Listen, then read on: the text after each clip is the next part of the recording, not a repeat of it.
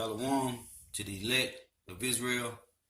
Shalom to you Hebrew Israelites, you so-called Negroes, Latinos, Native Americans, West Indian, and Haitians.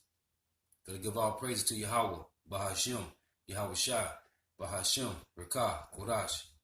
Double honors to the apostles and elders of Great Millstone who rule well, who teach well, and essential say takes into all the ark and pushing this truth throughout the four winds of the earth, waking up the hopeful elect.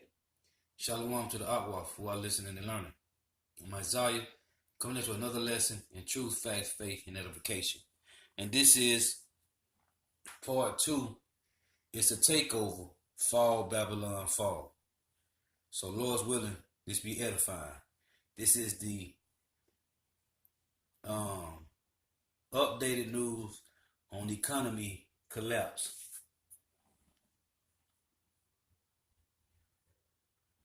Of Euro-Pacific capital. Peter, you have come out saying the moves we have seen this summer in gold just Let me go back. Joining me today is Peter Schiff, CEO of Euro-Pacific Capital. Peter, you have come out saying the moves we have seen this summer in gold just marks the start of a longer bull trend, and it doesn't have to do with the Fed cutting rates. So why is this time different?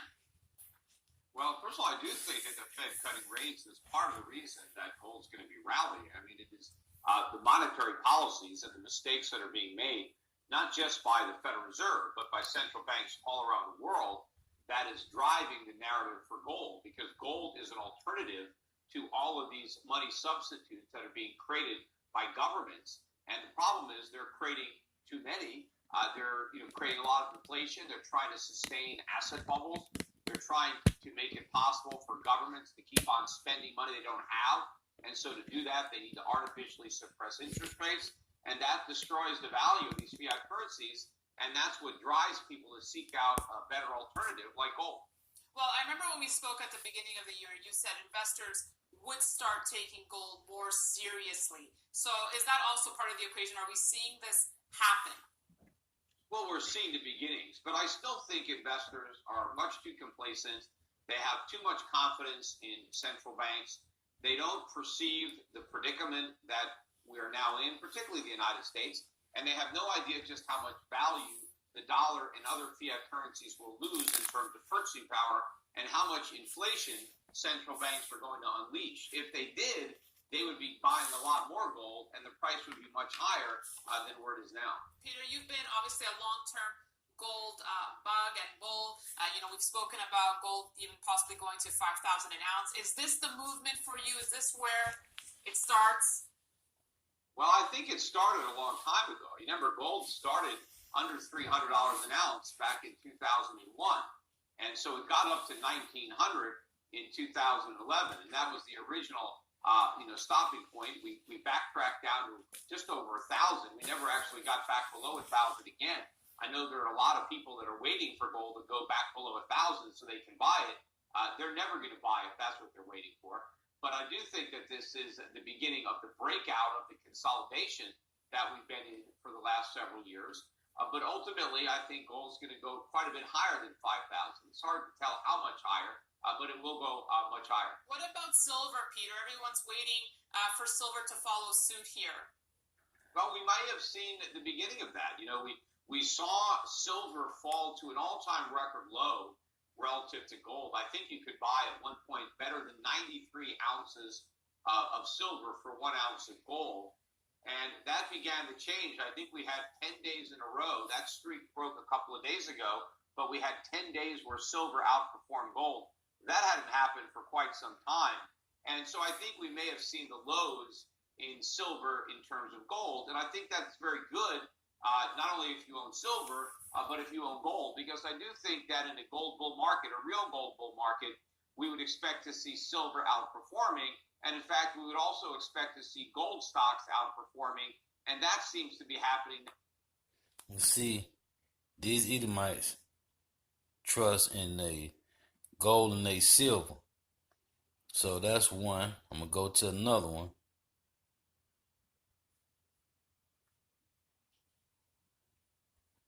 budget deal, which will allow the government to raise spending by hundreds of billions of dollars to cover its debts. The bill passed the House earlier this Let me week. go back, play it from the beginning. US lawmakers have passed a 2-year budget deal which will allow the government to raise spending by hundreds of billions of dollars to cover its debts. The bill passed the House earlier this week and is heading over to the Senate, which is expected to approve the measure next week. The deal is expected to head off a potential debt default this autumn and should be a big relief for the market. Under the agreement, the government's spending will be raised by $320 billion. According to reports, it'll increase the budget for both military and domestic programs. Despite the optimism in some quarters, though, economist Peter Schiff thinks the deal will only bring short-term relief.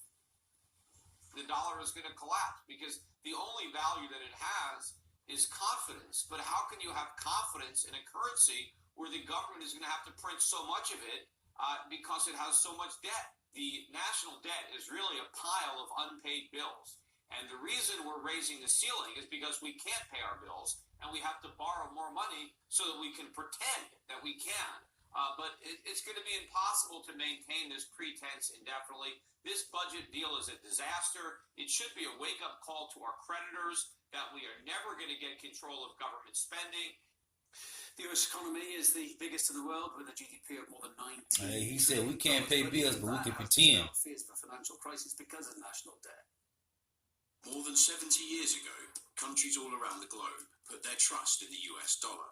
The dollar is the strongest, most widely used currency in the world. Among the strongest, if not the strongest currencies in the world for a long time to come. We are an economic superpower. Money's going to be moving here. It's going to be moving to the dollars-denominated currencies around the world. It's going to move to the United States. So I think we're just in the beginning of a bull market in the U.S. dollar. Till this day, it remains the strongest global The currency. pride of Dan Hard have deceived them. Timber is traded in dollars. But is it really that strong? Nope. The US national debt is currently $22 trillion. I see that's a lie. It's over 222 trillion. Facts. And growing every second by around $45. Since dropping the gold standard in 1971, the Federal Reserve was no longer obliged to redeem the national currency for gold, effectively allowing it to print more money. In the 6 years after the collapse of investment giant Lehman Brothers in 2008, the US printed $12 trillion. That's a stack of $1 bills reaching a height of 1.3 million kilometers, or stretching 4 times further than the distance to the moon. But you'd think, print more, and it's worth less. Except, it's not when it comes to the dollar. Because of its status as a world reserve currency, everyone depends on it. We are doing so well. Our country is becoming so economically strong again. This line, look at this line, Eagle. That the dollar is going to Listen to this line, Red Edomite Eagle. get stronger and stronger. That's a lie. Ultimately, I want to see a strong dollar. Another currency known for its global domination, the Roman denarius. Almost pure silver, it was the backbone of the economy. But gradually it began to lose value, with less and less silver used in the coin. Eventually it became worthless. The status of Rome and the denarius as an economic guarantor It's was facts. just fine for centuries. But as many markets prove, sometimes simple trust is not enough. Hey, let me run it back. I want to go back to what this devil said. Trump. But don't go back right before. Let me go back right here. Listen to this. Because of its status as a world reserve currency, everyone depends on it. We are doing so well. Now he said everyone depends on it, man. Right? Isaiah chapter 30 and verse 1. This is what the Lord said to you so-called Negro, Latinos, Native American, West Indian Haitians. Woe to the rebellious children, saith the Lord Yahweh, that take counsel, but not of me, and that cover with their covering, but not of my spirit, that they may add sin to sin. Right? Verse Isaiah 31 and 1. Woe to them that go down to Egypt for help, and stay on horses, and trust in chariots, because they are many, and in horsemen, because they are very strong. But they look not unto the Holy One of Israel, neither seek the Lord. So the Lord say, Israel trust in these Edomites, man, because of their dollar. country is becoming so economically strong again, and strong in other ways too, by the way, that the dollar is going to get stronger and stronger. And ultimately, Pride of thy heart have deceived thee. Another currency known for its global domination, the Roman denarius. Facts. Almost pure silver, it was the backbone of the economy. But gradually it began to lose value, with less and less silver used in the coin. Eventually it became worthless. The status of Rome and the denarius as an economic guarantor worked just fine for centuries. But as many markets prove, sometimes simple trust is not enough. And one of the brothers from the camp pulled up a documentary about how the Roman denarius failed, man. Okay? It got weaker and weaker over time, man. Okay? And that's what these Edomites do, man. These are the same people that was ruling the Roman Empire, the Greek Empire. Okay? And they all had their rise and fall, man. But he just showed you facts of how the denarii did the same thing, man. Okay? That's nothing new under the sun. The dollar collapses, that's going to be a relief for the world economy. There will be some temporary disruptions, but overall it's going to be a very good thing for the rest of the world because they will no longer be forced to extend a gigantic subsidy to the United States. Of course, it's a much... Look what it say.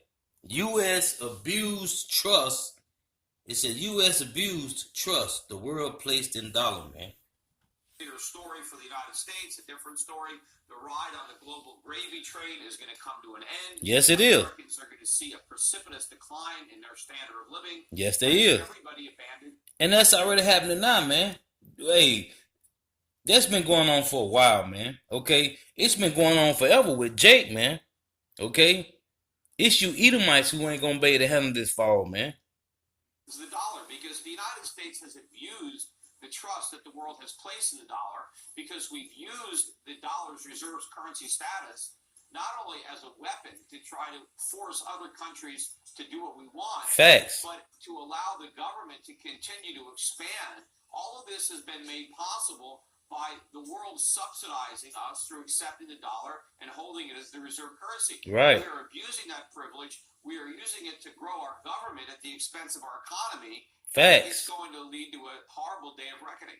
Hey, and that day of reckoning is called what? The time of Jacob's trouble, man. Okay? That day of reckoning is called the time of Jacob's trouble, man. Hey, and this guy Peter Schiff, man, he is one of the top 5 economists, man. I'm gonna say one of the top 3 economists, man. Just to bring up the trade wars. Play this back. I hate it from the beginning. Here's here, Peter. Last thought. Just to bring up the trade wars, since we talked, have not been resolved. Obviously, in fact, it has escalated. How ugly and long does this play out here, Peter? Well, you know, Trump is now claiming that the Chinese want to wait until after the outcome of the next election because they're hoping to get a Democrat who they can take advantage of. I mean, first of all, I think that Trump is likely to lose the next election because I think the U.S. economy could easily be in recession by the time voters go to the polls, which means they'll probably won't vote for 4 more years. But look, I don't think we're going to get anything substantive out of these trade negotiations. We may get some kind of a face-saving, politically cosmetic type of deal, but the United States has trade deficits, not because other countries don't play fair and because we have bad trade deals. We have huge trade deficits because we've destroyed our economy. We have built a gigantic bubble based on cheap money. So we have a service sector economy that requires imports. We have to import the products that we don't produce, and we have to borrow the money to pay for them. So we run these huge imbalances, big trade deficits, big current account deficits, and we have an economy that is completely unsustainable. We live beyond our means. And the trade... Hey, that's facts. He said we live beyond our means. And hey, that's Edomites, man. Well, you got these bugged out Jakes, too, who want to follow the ways of Esau Edom, because Jeremiah 5:28 say Israel has surpassed the deeds of the wicked. But hey, we are living far past our means, man. That's what these Edomites have destroyed this country, man. I'm talking about the planet, man. The entire planet, man. These Edomites have destroyed this entire planet, man. tariffs or anything. With their philosophies, their tariffs, their policies, their democracy, their legislations, man. They have destroyed the planet, man. Any kind of treaties will not get to the root cause of these imbalances, which is that Americans don't save enough and they don't produce enough. And that's because the central banks keep interest rates artificially low. And we're about to lower rates again. They're going to cut rates on Wednesday, whether it's 25 basis points or 50 basis points. We don't know. But whatever it is, I think it's the first step on the road back to zero. And we're going to go back to quantitative easing. We're going to repeat the mistakes that gave us the 2008 financial crisis, that gave us the dot-com bubble, except we've already got much bigger bubbles than those combined. And this next crisis is going to be far worse. It's going to be an inflationary collapse. And instead of gold stopping at 1900 like it did in 2011, it's just going to keep on going. I think there's no stopping gold, which is why people should be buying it now. Just want to bring something up. You mentioned you don't think Trump would win the next election. And, 4 years ago when he first won, it took so many by surprise. But now the talk is almost, well, who could possibly beat him? Yeah, exactly. I was one of the few people who actually thought Trump could win. Right. I remember that. And I was correct. And one of the reasons I thought Trump could win is because I thought people were underestimating, the frustration in the public, because everybody thought we had a good economy under Obama. The media kept talking about it. Wall Street kept talking about it. But I knew the recovery was phony. And so did Trump. And Trump was able to play into that by basically leveling with the American public that the data they were being given from the government was a fraud, that we were living in a bubble created by cheap money, and the recovery was an illusion created by statisticians. And I gotta say this, man. For all you jakes out there that talking about Esau is Japhet, right?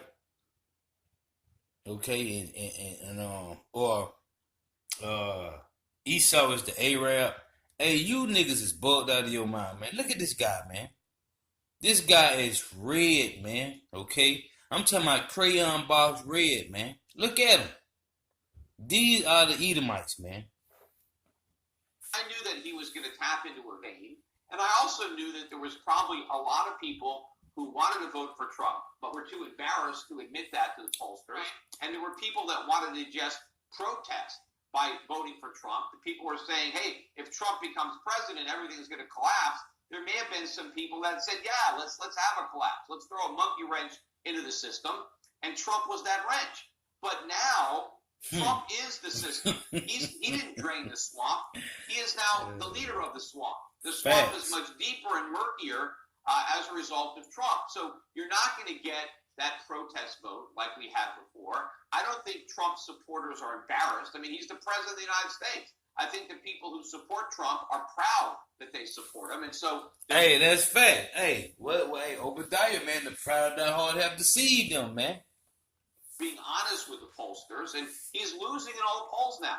And people are dismissing that because they think, well, he was losing before. They don't understand the difference. And if Trump is now the agent of the status quo, right? Well, then if people are upset with the status quo, if their lives are not better than they were in 2016, if their cost of living has gone up, if they have more debt, right, and their standard of living has gone down, and Trump is just promising more of the same, and now you have a Democratic socialist who says, aha, I'm the one that feels your pain. I'm the one that's going to change things for you. You've been lied to by the government. You've been lied to by the Federal Reserve and Wall Street. I think the public is just dumb enough and broken enough and susceptible enough to buy into that nonsense. So that is the real risk, that the way the public turned to Trump in 2016, they turned to socialism in 2020.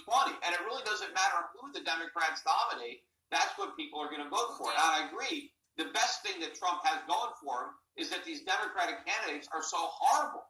But despite the fact that they're that bad, they could still win. Well, I was going to say, who would be the front runner for you from that Democratic pool? Look, I don't know. I mean, they're all bad. I suppose Biden may be the least bad. But I don't think Biden is going to win because he's not bad enough for the Democrats. They want somebody horrible. They want a real socialist. And that's not Biden. Biden's more of an Obama or maybe a Hillary Clinton type. But the left wing of the Democratic Party really wants somebody further to the left than that. All right, The question is, will the public, will the American public go that far left? And I think they will. I think if we are in a recession, that is going to be enough to cause enough of the people in the swing states, because Trump barely won those states last time. And I think that a recession will be enough to kick the pendulum far enough to the left to put a socialist in the White House. All right, Peter Schiff, always good catching up with you. Thank you so much for joining me today and for being my guest. Hey, man, this economy is done, man. We just waiting for these Edomites to create some major event to push the RFID microchip, man. Because they've got to bring in another currency, man. They got to. Now, this is another one from a guy named Steve King. He says, U.S. heading for 2020 recession. Lord's willing to be edifying. Of Kingston. And when after this one, I'm going to get some pre-sales, man. Because they trusting in their gold, right? They trying to go to gold and silver. All this is coming to a knot, man. Okay, they got their gold and silver, their bitcoins. All this means nothing, man. University. He's a servant. He is someone that each and every one of us has to listen to, whether we agree or disagree. Steve, I want to get to the crisis, Lehman, and where we are now. Ruchir Sharma with a great essay this morning in the New York Times. But first, I want you to address our inequality now and this gilded age. Mariana Mazzucato has a spectacular book out. The first 60 pages, Steve, are if they were written by you on economic history. She just does a clinic on economic history. Are we in a gilded age right now? We are certainly, Tom and Mariana. So we're both good friends and very compatible in our thinking on that front as well. The level of inequality now, as Piketty pointed out in his master book, is now greater than at any time in history, with possibly the sole exception of the Gilded Age. So yes, the inequality is driving both poor economic performance and the level of social conflict we're seeing. This is a critical question, folks, for Global Wall Street. Is inequality driving the financial engineering that got us in a mess in 2004, 2005, and 2006? And Steve, I go back to Simon Jackson up at MIT and the idea in the summer of 2004 where the SEC allowed the banks to re-leverage up. Yes, I think it's actually a positive feedback, Tom, because the financial engineering is what's actually driven the inequality as well. And then the inequality makes it worse until you get a breaking point, which is what 2007 was. But what the Federal Reserve has done quite foolishly by not understanding what caused the crisis in the first place is actually accentuate that crisis, that inequality, through quantitative easing. Get on them, Esau. Hey, Psalm 64 and 8, man. Okay, they should make their own tongue and fall upon themselves, man. Hey, what you got to understand, these Edomites, okay, these lower level Edomites, they might have riches, whatever, but these lower level Edomites is pissed off at these bankers, man. Okay, these bankers, the ones who control the money, man. They control the money, they control the policy. These low level Edomites, these peon Edomites, they pissed off with these Edomites, man, with these elites, man. Everybody is pissed off with these elites. Hey, they at their necks, man. Which has driven up share prices. Great if you own shares, not so great if you don't. And of course, the vast majority of Americans own a trivial amount of shares. It's the wealthy who benefited. So the Federal Reserve has amplified the inequality. It's the wealthy that has benefited, man. So you say this happened until breaking point. What is breaking point, Steve? Well, the breaking point is when the debt bubble, which actually drove the inequality, came to a crashing halt. You don't get this level of asset prices without leverage driving up the asset prices. And American private sector debt rose from about 50% of GDP to 170% over the post-war period. It hit the breaking point in 2007, and we saw a 20% fall on that debt level. That's what drove the market down. The plunge in credit drove the market down, which Bernanke and co still don't understand. So that's what gave us the crisis. That was the breaking point. And what the Federal Reserve has done is actually tighten the rubber band once more. And I'm looking forward to seeing what happens when quantitative tightening takes the place of quantitative easing. Okay, Steve, you also have you asked for a mortgage chart. Here it is. Quantitative tightening and easing is popping off, man. Let's see. Okay, this is one of several charts that to me simply explains what is still inexplicable to conventional economists, and that is what caused the bubble and what caused it to burst. And on the housing front, what gives you the fundamental core source of demand for housing is new mortgages. So what I'm relating there is new mortgages to the level of house prices. And you can see one and the other are completely overlapping. One drives the other. Mortgage credit drives house prices. And by letting mortgage debt get out of control, which is what the Federal Reserve did quite happily over the 1990 to 2007 period, that's what caused the bubble, and that's what ultimately led to the crash as well. And the peak of those two lines is when Greenspan told Congress there was no bubble. Okay, but Steve, where are we now? I mean, are we setting ourselves up for another bubble? Nora Rubini was on doom and gloom yesterday. We're going to get out to 2020 and the world's going to... I can tell you, Edomites, where you at. You're on the brink of hardcore slavery, man. Okay? Destruction, slavery, man. Servitude. That's where you at. And Drew Mattis over at MetLife is saying, you know what, there's some validity to Trump growth. Which is it? Yeah, well, I think I disagree with Nora on the world ending in 2020. I think there'll be a recession in 2020 because the Federal Reserve doesn't understand this stuff still and is pushing up interest rates with no regard to the impact that'll have on forcing the private sector to de-lever, which will turn credit demand negative once more, but not on the scale of 2007 because we had credit demand peaking at 15% of GDP then. It fell to minus 6% during the crisis. It's recovered to about 5 to 6% now. It will fall from that level and that will cause a recession, which the Federal Reserve won't understand still, but it's not as bad as 2007. I mean, Steve, some of the people... And it's kind of crazy, you know. No one knows. At least, we don't know for facts. But kind of making sense, man. Okay, they creating all this technology, right? All these different things. They having all these technology conventions. This augmentative, what is called augmentative reality. All this virtual reality, right? The RFID microchip. All these different microchip technologies. Hey, man. 2020 gonna be that year, man. Okay, the way it's seeming. And then you had this guy, Aaron Russo, man. He said they want everybody chilled by 2020, man. So all these things is playing out. So for a recession to hit in 2020, it kind of makes sense, man, because they gotta crash the dollar, man. Okay. And these are Edomites, higher up Edomites, man, and they know, man. People seeing you on here going, why is that commie Marxist on here again? They're like, this guy's to his left, and then this guy's to the left of Nancy Pelosi. But Steve, we've got a few elections going on where we've got a populist tone. What kind of populism are we seeing in Hungary or in Sweden or in whatever the next election is? Is it just authoritarian, or does it get back to something new? Well, it's ugly. This is the trouble. And I think Nick Hanna had a beautiful paper about this some time ago saying if you want to take over the centre of politics in America, you've got to move left, not right, because the vast majority of the population is to the left of Nancy Pelosi, not just me. If you have only a right-wing group putting forward policies which include racist policies, xenophobia, anti-migration and so on, they'll get the populist vote. If you have a progressive group putting forward similar policies in economics but very different on migration and so on, they'll get the vote. You've got a choice. Do you want the black shirts, or do you want people who wear leather jackets occasionally? Okay, but so let's leave all this kind of fighting talk to one side. What is the right economic policy for the world right now? The right policy should be reducing the level of private debt. This is what I've been arguing for more than a decade. What caused the crisis was too much private debt.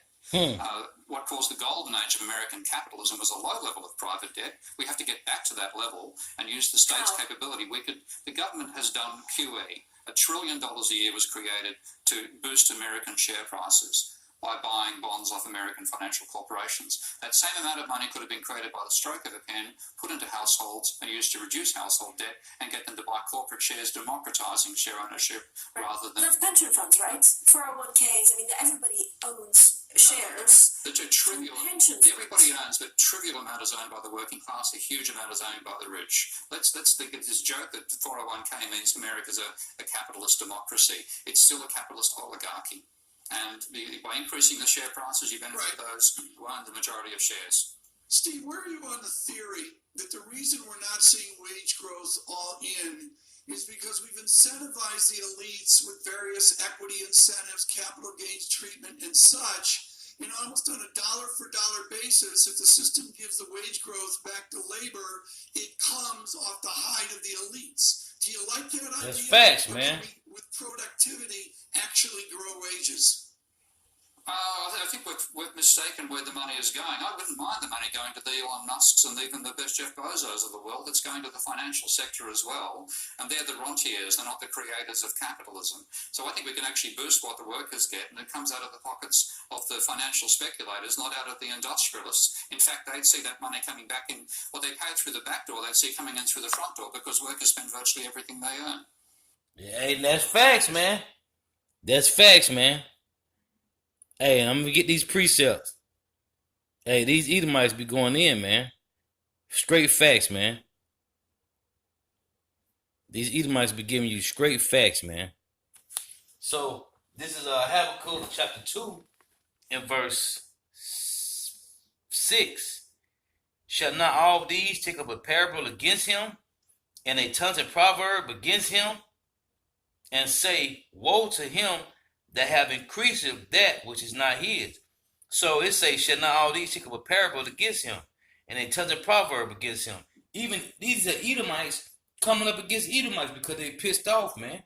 Okay? Because they know who their father, the devil, is, man. Woe to him that increased that which is not his. How long? So these Edomites have increased in gold and silver and all these lands and cattle. And it wasn't theirs, man. Okay, they took it. Stole, man. That's what John 10:10 said, a thief come not but to steal and to kill and to destroy, man. That's what the Edomites do, man. It reads, how long? And to him that laded himself with thick clay. What's that thick clay? When you look it up, man, say, how long? Again, read again. It say, how long? And to him that laden himself with thick clay, which is debt, man. These Edomites have accumulated so much debt, they don't even own this country, man. They never did. They are in so much debt, man.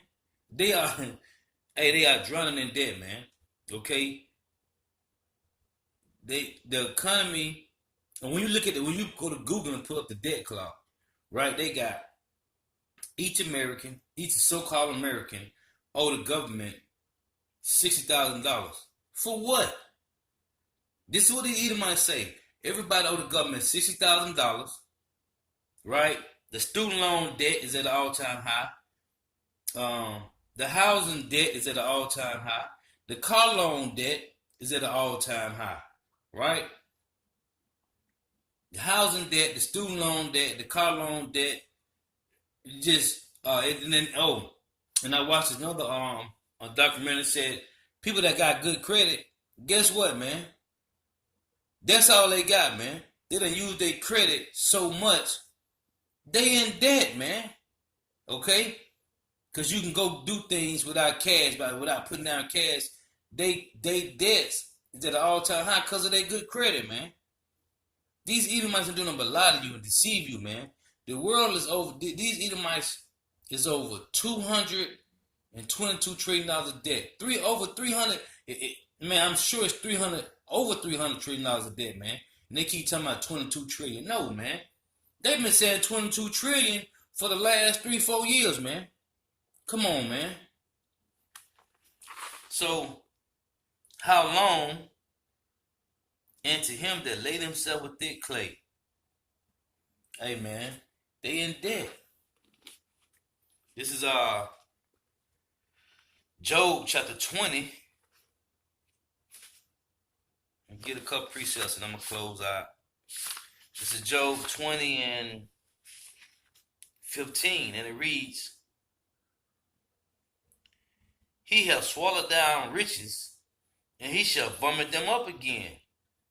Yahweh Ba'ashim Yahweh shall cast them out of his belly. He shall suck the poison of asps. The viper's tongue shall slay him. And that's what happening, man. Corruption to these Edomites. Corruption, man. Collapsing. Isaiah 47:1, come down and sit in the dust, O virgin daughter of Babylon. Verse 18, that which he laid before shall he restore, and shall not swallow it down again. According to his substance shall the restitution be, and he shall not rejoice therein. This man, because he have oppressed and have forsaken the poor, because he have violently taken away an house which he builded not. And they tell you that in Micah 2:2, man. Okay, they covet fields and take them by violence, man. So they oppress a man in his house, even a man in his heritage. And you got a big payback. You got a big debt. You have laden yourself with thick clay, man. With thick debt, man. This is Job 21:13. They spend their days in wealth and in a moment go down to the grave. Okay? These Edomites is done, man. This is Job 27 and verse 8. For what is the hope of the hypocrite, though he have gained, when Yahweh Ba'ashim Yahweh Shah taketh away his soul? Hey, so everything that you got it doesn't mean nothing, man. Because your world, your kingdom, your rulership is crumbling like cornbread, man. Okay? Like some bad made cornbread. This is Job 27 and verse 16. Though he heap up silver as the dust, and prepare raiment as thy clay, he may prepare it, but the just shall put it on, and the innocent shall divide the silver. Hey, so it tell you that this kingdom shall be translated from one to another, man. Okay, and the Lord will set up over it one that is profitable, man. Okay, this is Job 27 verse 17. Oh, I just read that. Salakia. This is Proverbs 10 and 2. Proverbs chapter 10 and verse 2. And it reads, treasures of the wickedness profit nothing. Okay? Treasures of wickedness profit nothing, but the righteous deliver from death. So the treasures of you Edomites, you wicked, it's going to profit you nothing, man. Nothing in the day of your death, man. The Lord Yahweh will not suffer the soul of the righteous to famish, but he casteth away the substance of the wicked. So all the things that you Edomites got is coming to naught, man. It's nothing. Okay? It is nothing, man. This is our Proverbs 11:4. Riches profit not in the day of wrath, but righteousness deliver from death. Hey, so everything that you got, man, it was for basically you just holding it for the elect of Israel, man. Basically what you holding for the elect, man. As a matter of fact, let me see if I can get this. Ecclesiastes chapter 10, if I'm mistaken. Yeah. I'm going to start at this. Ecclesiastes 10 and 1. A wise judge will instruct his people, and the government of a prudent man is well ordered. Right? Everything done in orderly fashion, man. Like 1 Corinthians 14 and 4 to say, let all things be done decent and order. As the judge of the people is himself, so are his officers. So if you got a wicked king, a wicked ruler, you're going to have a wicked society, man. You're going to have a wicked rulership. And what manner of man the ruler of the city is, such are all they that dwell therein. So if you got wicked rulers over a nation, you're going to have a wicked society, man. Okay, everything is going to be done in wickedness, which is here in Babylon the Great, man. Everything is done in wickedness here, man. Everything is out of order here. Verse 4 or verse 3. An unwise king, this is Ecclesiastes of Sirach, chapter 10, verse 3. An unwise king destroyeth his people. Okay? And North America is destroyed. And everywhere else around the world is destroyed, man. From their philosophies, from their policies, from their democracy, from their legislation. Everything is destroyed here, man. That's why the Lord said in Revelation 11:18, he will destroy him who's destroying the earth, man. An unwise king destroyeth his people, but through the prudence of them which are in authority, the city shall be inhabited, man. Hey, destruction, destruction, destruction, man. Verse 4, the power of the earth is in the hand of the Lord, and in due time he will set over it one that is profitable, man. Which is who? The elect. That's why I tell you in Daniel that the saints of the Most High shall take the kingdom, man. Okay? Because you Edomites is ruling in wickedness, man. What is that? Daniel chapter 7. If I am mistaken. Daniel 7:18. But the saints of the Most High shall take the kingdom and possess the kingdom forever, even forever and ever. This is Zephaniah chapter 1, verse 18. Matter of fact, I'm going to read 1 and 11. Because this is a representation of North America, man. Because there's nothing new under the sun, and that which was shall be again. Zephaniah chapter 1, verse 11. It say, how ye inhabitants of Maktesh, for all the merchant people are cut down, all they that bear silver are cut off. So, you Edomites, North America, Babylon the Great, virgin daughter of Babylon, mystery Babylon, represents Maktesh, okay? Again, how ye inhabitants of Maktesh, for all the merchant people are cut down. All they that bear silver are cut off. And that's you elites, you Edomites, man. And all you other wealthy Edomites. All you're going to be cut down, man. Verse 18, neither their silver nor their gold shall be able to deliver them in the day of the Lord Yahweh's wrath, but the whole land shall be devoured by the fire of his jealousy. Who jealousy? Yahweh Bashim Yahweh Shai. For he shall make even a speedy riddance of all them that dwell in the land. Because he said 1 hour he's going to destroy this place. That's a speedy riddance, man. Okay? Hey, though it tarry, wait for it. It shall surely come. It would not tarry, man. Okay, tell you that the same thing in Hebrews 10. Okay. He that will come, and he will not tarry, man. Okay? Yahweh shall on the way back, and we see the signs every day, man. And this kingdom is falling, man. Isaiah 47:1. Come down and sit in the dust, O virgin daughter of Babylon, man. This is Ezekiel chapter 7, verse 9. And it reads, Ezekiel 7:19. They shall cast their silver in the streets, and their gold shall be removed. Their silver and their gold shall not be able to deliver them in the day of the Lord, in the day of the wrath of the Lord Yahweh Bashim Yahweh Shai. They shall not sanctify their souls, neither fear their bowels, because it is a stumbling block of their iniquity. So this gold and silver is a stumbling block to you, man. That's all it is, a stumbling block. James 5:1. Go to now, ye rich men, weep and howl. Like he said, howl. Like I just read to you in Zephaniah 1:11. Okay, howl, ye inhabitants of Maktesh, all you merchant men shall be cut off. Go to now, James 5:1. Go to now, ye rich men, weep and howl for your miseries that shall come upon you. Your riches are corrupted, and your garments are moth-eaten, man. Your gold and silver is cankered, and the rust of them shall be a witness against you, and shall eat your flesh as it were fire. Ye have heaped treasure together for the last days. Hey, and it's not going to save you, man. Okay? The Lord said you shall cast your silver and gold in the streets. It should not deliver you in the day of the wrath of the Lord, man.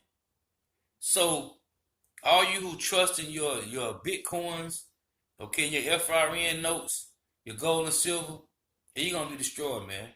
Okay? You will be destroyed, man. And so with that, I got to give our praises to Yahweh, Bahashem Yahushai, Bahashem Rakah Kodash. Give honors to the apostles and elders of Great Millstone who teach well, in the sense of saying, taking to all the art and pushing this truth to the four winds of the earth, waking up the hope for the elect. Shalom to the Atwaf who are listening and learning. Hey, it's a takeover. Fall, Babylon, fall. Shalom.